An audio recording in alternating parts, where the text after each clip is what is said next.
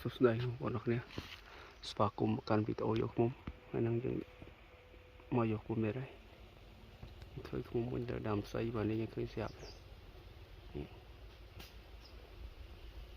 មកខ្មៅនោះតូចដែរទេហ្នឹងហើយចាំទស្សនាវីដេអូខ្ញុំយកដល់អស់គ្នាបង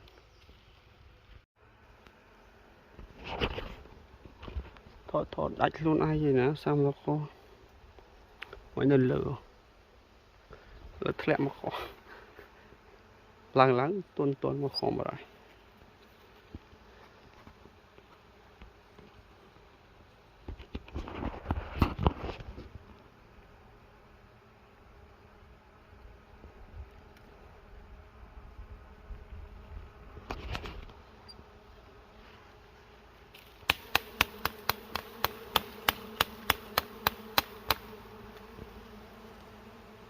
ទៅធំទៅ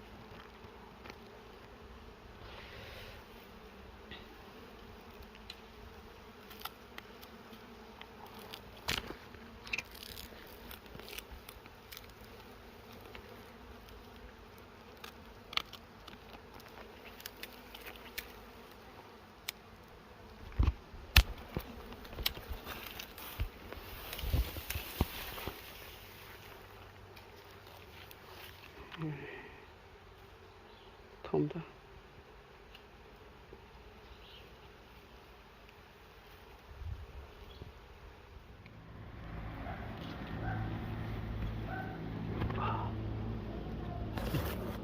ឡាជិះដល់សន្តិទៀត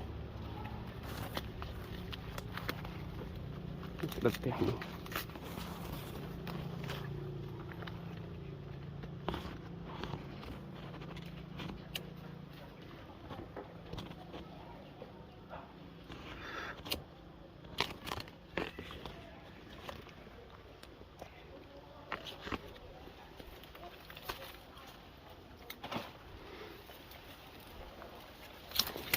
nó chẳng tới này rồi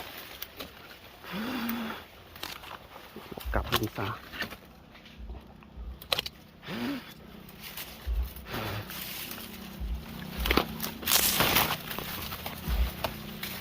sọ này.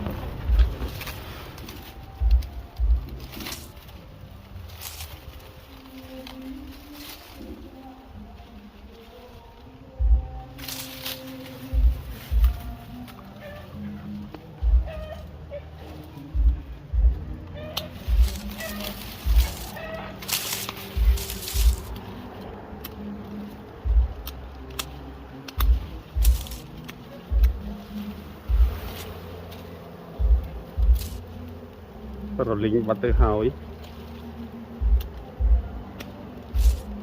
sao thằng tị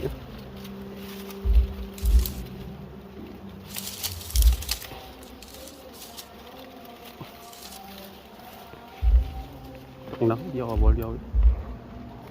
và đã chạy vậy